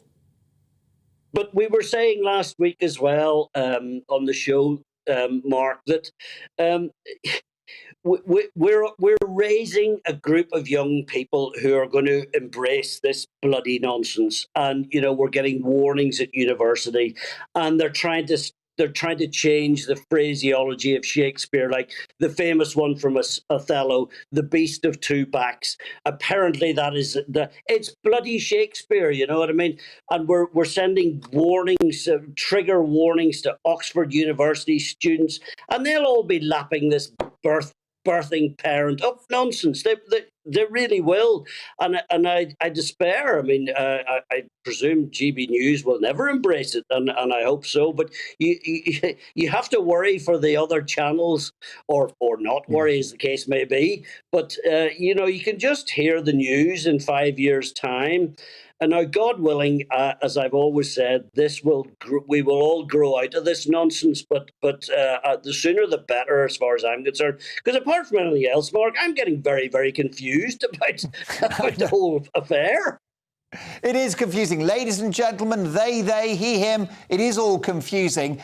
Charlie, I think GB News is leading the way out of this madness by hearing from brilliant voices like yourself and, of course, the hiring of comedy legend John Cleese, who's now a GB News presenter. I'm very excited about that. What a legend he is. But he's been criticised by the BBC's Graham Norton because Graham Norton says that there's no such thing as cancel culture in comedy, just accountability for saying the wrong thing. What do you think about that? Well, look, Graham's his own man, so he is, and he's entitled to his opinion, as is everybody else. Well, it would appear to me that you're only accountable if you question this stuff or whatever, you know what I mean? Accountability has to go across the board, especially if you defend freedom of speech as I do. And I find it very ironic that The Life of Brian, which was made many, many years ago, and you've seen the famous scene, I want to be called Loretta. We've all seen it, what the Romans ever did for us. And it sums up where we are. And I would urge everybody to get The Life of Brian out. And you'll see, and I think Cleese, he may be in his 80s or whatever, but I think he's a great asset to any evening, for God's sake, as is Mr. Norton. I have a lot of time for Graham, so I do. But, let John Cleese get on with it as far as I'm concerned. The man's a legend. Too right, as are you, Charlie, and there isn't any of your language that we would correct, even the spicy stuff. I apologise. Never, not on my watch. Charlie Lawson, brilliant stuff. We'll see you in a week's time. The voice of reason, the wonderful Charlie Lawson. Charlie, thank you so much for that, as always, that sparkling contribution to the show. Coming up, as the Home Secretary sets out her vision to tackle migration, Do the Tory party wish they'd elected Suella Bravaman over Liz Truss? Columnist extraordinaire Rod Liddle will tell us what he thinks in Uncancelled at 10:40. But first, after Meghan Markle rails against the term in the new episode of her podcast, is it sexist to call a woman crazy? My panel return to battle this one out, and more front pages will arrive hot off the presses in the media buzz next.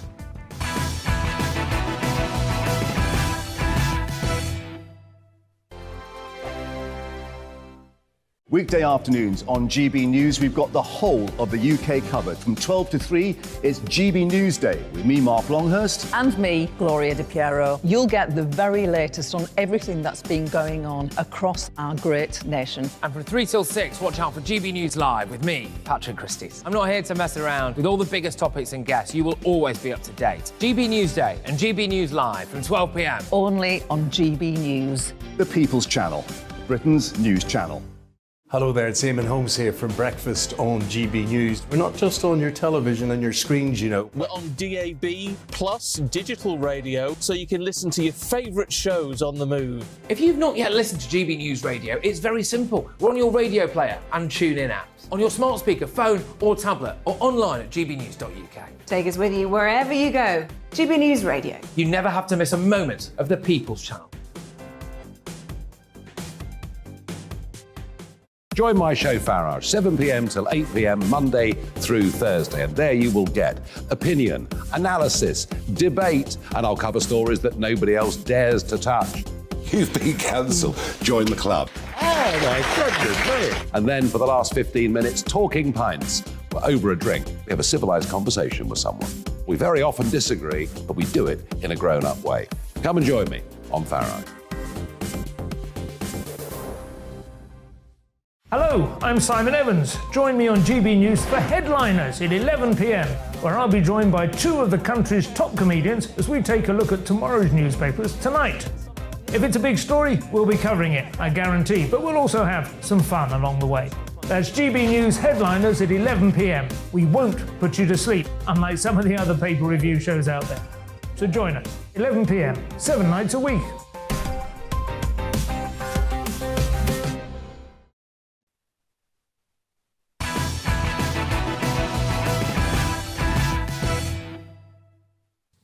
Let's return to tomorrow's news tonight in our media buzz.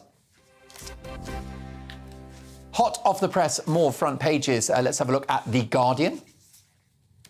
Truss faces new peril as Tories go on the attack over the economy. Also, WHO, the World Health Organization chief, calls for urgent action to tackle long COVID. Meanwhile, the Sun newspaper have a showbiz exclusive. Months after split, ex-hubby's girlfriend is expecting a baby. Strictly Helen's new heartache.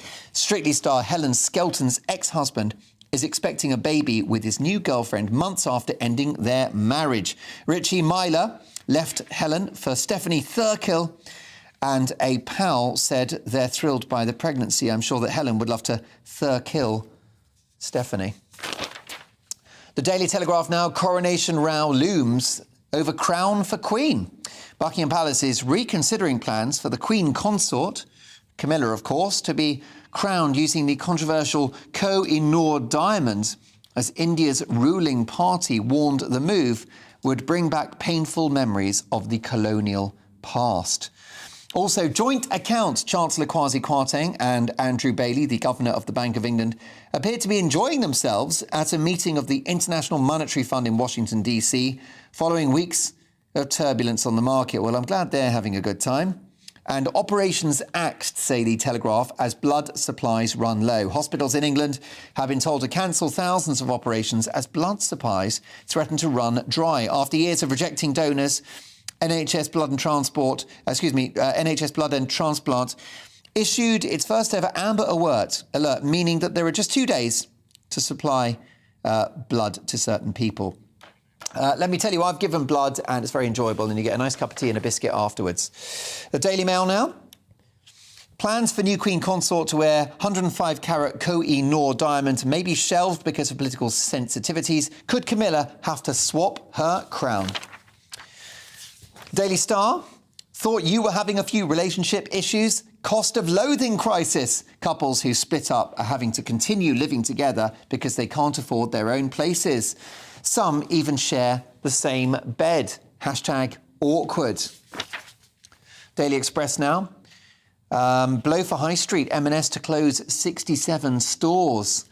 And angry Tories attack bank chief's stupid move. Furious Conservatives have turned on the Bank of England governor for stupid comments that sparked a plunge in the pound. Markets were thrown into turmoil after Andrew Bailey, the bank's governor, warned an emergency support package would end tomorrow. The chaos intensified after reports that bank officials were privately signalling the bond buying programme could continue. Ian Duncan-Smith said the confused response had left a mess and said of the governor's intervention, what a stupid move that was. Meanwhile, Boris still has it. Ovation for US speech for which he was allegedly paid $150,000. The Daily Mirror, Truss told to see sense, you turn or you go. Liz Truss was last night urged to ditch her unfunded tax cuts to prevent an economic disaster. There you go. More siren voices from the coalition of high taxation and low growth. And those are your front pages. We'll, of course, bring you more as we get them. But now it's time for the Media Buzz with my brilliant panel of former editor and current columnist at the Daily Star, Dawn Neeson, businessman and activist Adam Brooks, and broadcaster and journalist Ashley James. Now, in the latest episode of her podcast series, Meghan Markle has hit out at critics for calling her crazy and a host of words to that effect. In the fifth instalment of Archetypes, the decoding of crazy, the Duchess of Sussex says she's been conditioned to keep her composure despite being hit with the term and takes a swipe at Hollywood for perpetuating the stereotype of the overwrought, bonkers female. Raise your hand if you've ever been called crazy or hysterical. Or what about nuts, insane? Now, if we were all in the same room and could see each other, I think it would be pretty easy to see just how many of us have our hands up. By the way, me too. I feel pretty strongly about this word, this label, crazy. The way that it's thrown around so casually and the damage it's wrought on society and women, frankly, everywhere. It also has this silencing effect. There you go. Ashley James. Do you know any crazy women? I know lots of women who are labelled as crazy, and I also know that lots of women, young girls, go into dating worried about communicating how they feel if men's behaviour isn't up to scratch because they're terrified of being labelled as crazy. Bunny boiler, nut job. Well, there's lots of words that tend to be reserved to... Psycho. Will you stop talking about me? Well, I'm here. That is a Present good one, company but accepted, Dawn. There are lots of words that are kind of reserved for women that aren't used for men, bossy being one of them. And actually, the term crazy is quite interesting because there is something called female hysteria, which became popular in the mid-19th century, ironically the time that women's rights started gaining momentum. So in 1859, physicians actually came out and claimed that a quarter of women suffered from hysteria, and they listed 75 pages of possible things, which could have been a high sex drive, a low sex drive, emotions, irrationality, and lots of women ended up being sectioned because of this hysteria. So for a long time, when women were upset or angry, their emotions were always brushed off and it's irrational or it's hormones. But actually, studies have showed that there isn't a difference between men and women in terms of emotions. Both have hormones. Obviously, men have testosterone, but men are obviously conditioned to be disconnected from their emotions and taught that being emotional is feminine, which is a sign of weakness. And that obviously has issues for men as well, because, I mean, the biggest killer for men is male suicide. So I do think whilst it's very easy to be like, of course, you know, it's not sexist to use the word crazy, there is a lot of history behind the word, and we do tend to label women crazy, especially. I feel like everyone you know will have called a girl psycho or crazy, usually because they have upset that person and they just don't want to deal with their actions. Dawn, Meghan Markle is one finger short of a Kit Kat, though, isn't she? She's just wallowing in self-pity and victimhood again, isn't she? What is so horrible about her life? You know, this is a woman that actually went to South Africa and interviewed teenage 12-year-old rape victims and kids have had limbs blown off in landmines, and actually said, why is no one asking how I'm feeling? What? I mean, sorry, what? Well, she's not a victim. She's not persecuted. The people she was talking to there were victims. They were persecuted. That's who she should be caring about. This is just utter guff. To a certain extent, I do agree with Ashley. Not so much on the word crazy, because crazy applies equally to men and women, but hysteria, that does come from ancient Greece, and it is aimed solely at women. And it's got echoes of calm down, dear. That remark made by David Cameron at the dispatch box during Prime Minister's questions. Men are never called hysterical. They're called crazy. So it's not sexist. I just think this is just more Meghan saying, oh, poor little me, woe is me. And the way she talks, I'll put your hands up. Well, yeah, Adam, maybe this is sexist because women get called crazy, men get called maverick or legend or character. No one's ever called me that. Well, you're all three. Oh, thanks. Actually, sorry, neither of you are any of those. Can we define a woman? Yeah, good luck with that. What is a woman? You tell me, Adam. You seem obsessed with the That question. opens another can of worms. Are we missing the non-binaries here, you know? Do you know any crazy women? No, but you have to admit, and especially as a father to a daughter, there are lots of terms and lots of casual sexism, which for lots of people is innocent, but in cases like Wayne Couzens, if his casual sexism had been taken more seriously, it wouldn't have led on, you know, making rape jokes as casual sexism. Let's get back to Meghan Markle. This is utter nonsense, what she's saying. This is utter nonsense. She's trying to create headlines for herself. We're talking about her now. No, I really don't want to. And by the way, I never talk about newspapers. Meghan Markle unless I'm on this show. People are obsessed with her. At the end of the day, I was brought up in an East End way to respect women and to talk to women appropriately. Have you ever called them a psycho? Yeah, of course. Right, but you never called a man a psycho? Right, I've called women crazy. I've called men crazy. Yeah, me too. You know, I get attacked on Twitter every day by crazy people. Yes, it doesn't matter if it's a man or a woman. I'll call them crazy. You know, it doesn't matter. The word crazy has it's no difference between a man and a woman. This is utter nonsense. Well, were you ever a victim of that terminology when you edited the Daily Star? Because you were a trailblazer. You had the top job in the world of journalism at a time when it was male-dominated. Did they say, oh, that crazy editor, Dawn Neeson, that sort of, you know, bunny boiler, high maintenance, any of those terms? Only once, but I did send them flowers in hospital. You would do. Yeah. Correct. And a P45. Yeah, no, absolutely. No, of course I didn't, because on the news floors I worked in, I mean, you know, you were just journalists, you were just getting on with your jobs. No one treated me any differently, I didn't behave any differently. What about Liz Truss? Because I feel that a lot of the attacks focus on her as a woman. That, you know, there's the front page of The Guardian. Truss faces new peril as Tories go on the attack over economy. I feel there's a Truss pylon. I think some of it, they see her as the low-hanging fruit as a woman, and I think she's going to prove them wrong. I hope you're right. I don't think we saw... Do you think the way the press reports female prime ministers is different? Because I think the way that she's being treated and the way that Theresa May was treated is unique. Yes, I think there is an element of misogyny there, but I think today the PMQs actually... I think Keir Starmer actually was much stronger today because she was a woman and he smelt blood today. He was never like that with Boris Johnson. It was quite strong, quite attacking today. Never like that with Boris. With Liz Truss, I think Keir Starmer actually was much braver because she was a woman. So she didn't do well today, I don't think. She's tougher than a lot of the men in that parliament, in my opinion. Well, that's right. Is the press... I want to think so. Is the press trying to characterise her as weak and making that, you know, the femininity side of it, that she's weak?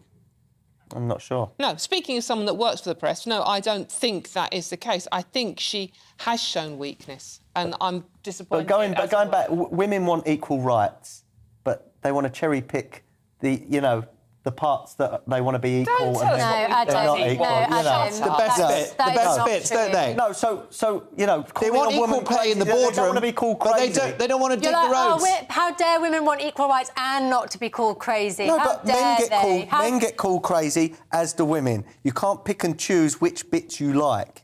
That's not what's happening That here. is what is happening. This is exactly what There is a Meghan Markle is stereotype saying. of a hysterical women, but also She said the word crazy. One in three women one woman is murdered every 3 days by men. So it's a very now we're different really playing going off field. on a tangent. But it's not Meghan Markle because said the word sexism- crazy is sexist. And Sexism and Meghan equality Markle, I think it's go hand in abusive. hand. I think it's an abusive dynamic when somebody says you're not allowed to use certain words. That's controlling, and I think it's evidence that Meghan Markle don't think she is said- crazy and is controlling. I think she's bonkers. She's a narcissist. Do you say the same about Kanye West, who arguably... Yes. If Kanye West he's was a woman... completely crazy. He would He's be even worse. If Kanye West was a woman, he'd be in a conservatorship by now. That's a good point. That's not a bad idea, actually. I would be happy to look after his money. There you go. Look, we've got lots more to get through. Coming up in a magical moment, J.K. Rowling finally has a defender from within the Harry Potter camp. We will reveal who as I crown tonight's Greatest Britain and Union Jackass. That's at 10:50. But first, do the Tory party have buyer's remorse for electing Liz Truss over crowd-pleasing Home Secretary Suella Braverman? Columnist extraordinaire Rod Liddle will give his take at 10:40. Right after that, we take a look at what's coming up in tomorrow's show, when the one and only Patrick Christys will be sitting in for Dan. Take it away, Patrick. Coming up on Dan Wootton tonight with me, Patrick Christys. Should the government reinstate and recompensate the 40,000 care workers forced out of their jobs over the COVID vaccine mandate? Carl Hennigan of the Together Declaration is leading the charge. He joins me. Plus, there's unfiltered opinion from the one and only Fleet Street legend Kelvin Mackenzie, political firebrand Anne Widdecombe, and my superstar panel, Conservative commentator Dominique Samuels, former Tory London mayoral candidate Sean Bailey, and author and journalist Amy Nickel. That is Dan Wootton tonight with me, Patrick Christys. His show is Monday to Thursday, 9 p.m. till 11 p.m. on GB News. Brilliant stuff. It's time now for Uncancelled. Yes, indeed, it's Uncancelled, where Britain's top commentators speak out on controversial issues without the fear of the cancel culture sweeping the rest of the media. Suella Braverman has boldly demanded British boots on French beaches to beat back the boats crossing the Channel. The new Home Secretary is fast gaining a no-nonsense reputation after last week calling annual migration to be cut to tens of thousands during her conference speech last week. A Techni-UCO poll revealed that voters overwhelmingly back Braverman's policy to ban illegal migrants that cross the English Channel from claiming benefits. This will all be music to the ears of the party faithful and seemingly the country as well. So is the Tory party having buyer's remorse after they sacked off Suella in favour of Liz? One man who thinks the Tories were mad to overlook brave Braverman is our very own columnist extraordinaire, Rod Liddle. Rod, great to see you. Is Suella Braverman the one that got away? No, I think Kenny Badenoch's the one that got away. I think Suella Braverman comes a good second, though. And Tom Tugendhat as well, who's from the left of the party, very, very good. But the thing is, and this is where I think Suella's probably going to get it wrong, is that she's pledging to cut immigration. Now, where have we heard that before? Every single Conservative Home Secretary or Minister has said that they will cut immigration. Not a single one has managed to do so. We still have an average of 300,000 people coming into the country every year. That would mean if we were going to house them, a house would have to be built once every 6 minutes. There were 239,000 came in last year. It's a net fiscal cost to our exchequer, just in case anyone is sitting there saying, yes, but they boost our economy, they boost our economy. It's a net fiscal cost to our economy of £4.3 billion per year. That is an awful lot of money. And we can't take it anymore. These people are still coming in. We hear from Suella that Nigerians are the latest to come in. There's somewhere in the region of 30-odd thousand of them got student visas to study and brought with them 30,000 dependents. That's what's called, if you don't mind my saying so, mate, taking the piss a bit, isn't it? Yeah. 30,000 people here plus 30,000 dependents. Nigerians are the new people who are coming in, but it tends to be the Indian subcontinent where most have come in the past.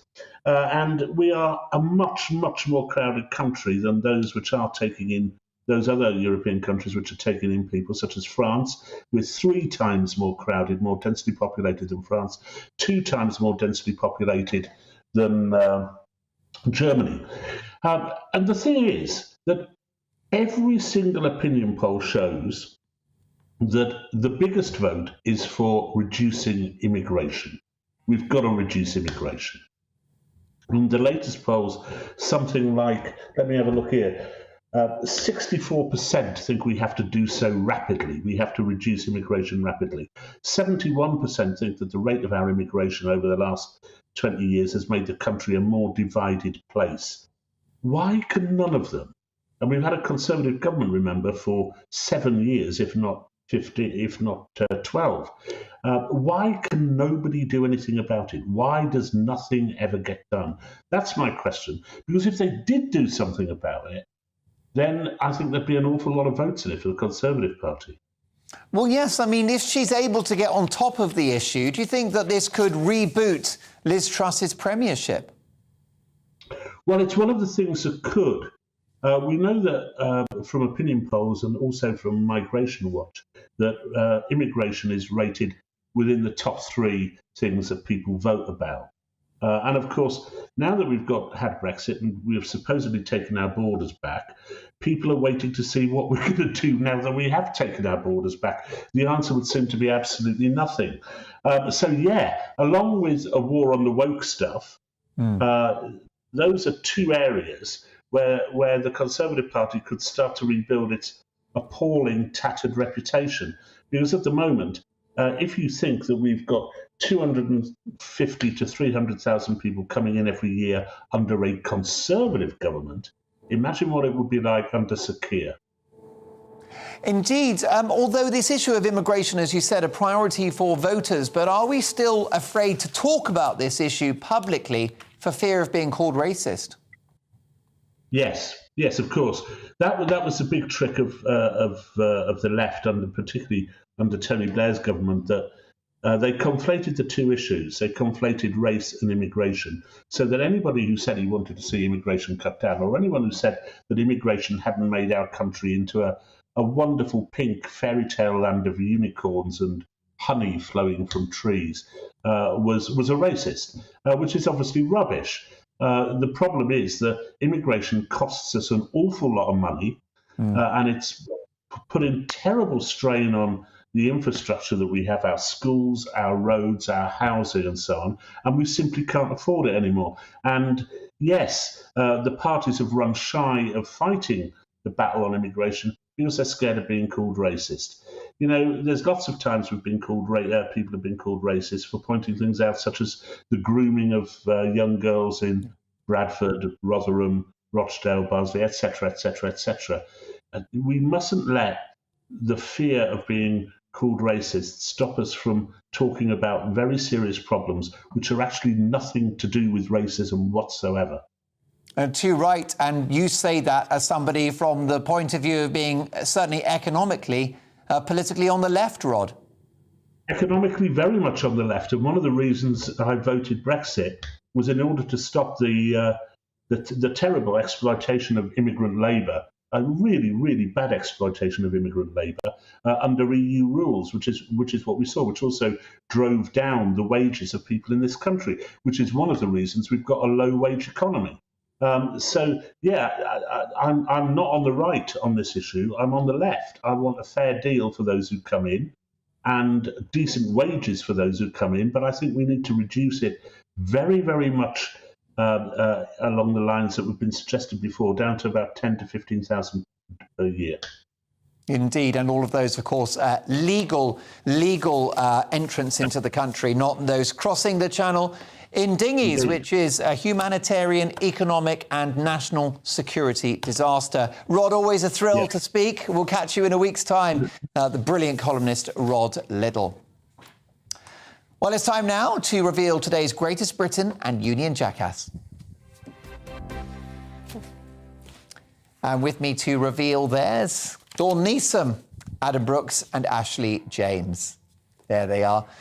We're just getting a camera ready for Ashley, or she's hiding under the sofa, perhaps. There you go. Do you like that? That was director Sebastian doing some special effects. There you go. Whiz bang. Hey, listen, we don't do boring, not at GB News, not on my watch. Let's get to those greatest Britons, if we can. Dawn, who's caught your eye today? Right, my greatest Briton is Tom Felton. He's a 35-year-old old actor who was in who played Draco Malfoy, I'm pronouncing that correctly, in the Harry Potter films. Never watched them, obviously, from books written by J.K. Rowling. And he came out and gave an interview saying, yeah, J.K. Rowling, she's done a great job. She's got children reading and she's united generations over love of her books and her films. And for that, for actually saying a nice thing about J.K. Rowling, he was completely piled on by the trans lobby, who've called him all sorts of rude names because saying something nice about J.K. Rowling and getting kids reading obviously means he's transphobic. The world's gone mad. And by the way, what about those terrible Hollywood stars that have made so much money, like Emma Watson? She'd be flipping burgers at McDonald's if it wasn't for J.K. Rowling. Right. Dawn? And Daniel Radcliffe as well. Yeah, too Where right. would they be with yeah, that? he'd be playing a dead body in Casualty if that's still on. Adam Brooks, who's your greatest My Briton? greatest Briton is a group that I'm actually a part of. It's the Together Declaration, who are campaigning for an apology, reinstatement and compensation for those care workers that lost their jobs through the vaccine mandate. This was an utter disgrace, and especially now that we've seen all the data and the fact that vaccines did not stop transmission and still do not stop transmission. This is one of, the worst things that have happened in this country for many, many years. Well done, the Together Declaration. Yes, and in the case of Pfizer, they didn't even test the vaccine for transmission whilst telling everyone to have the jab to save Granny, which is the topic of my Daily Digest, which you can catch on Twitter. How about your greatest Briton, Ashley? By the way, can I say J.K. Rowling also got me to read, and I didn't read a book until Harry Potter came out when I was 11.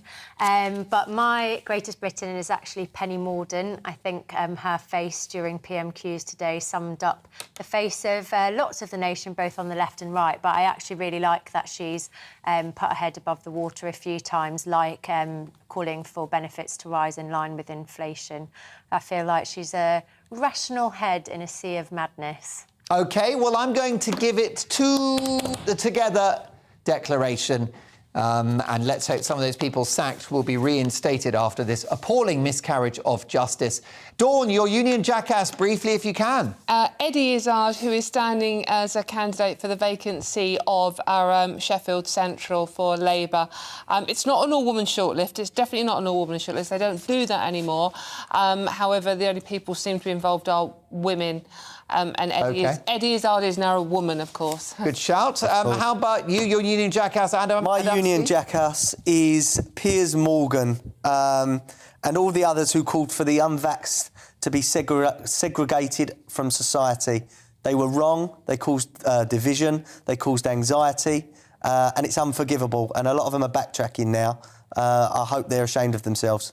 And Ashley, your union jackass. Piers Morgan also called Princess Diana crazy, by the way. My union jackass, Jacob Rees-Mogg.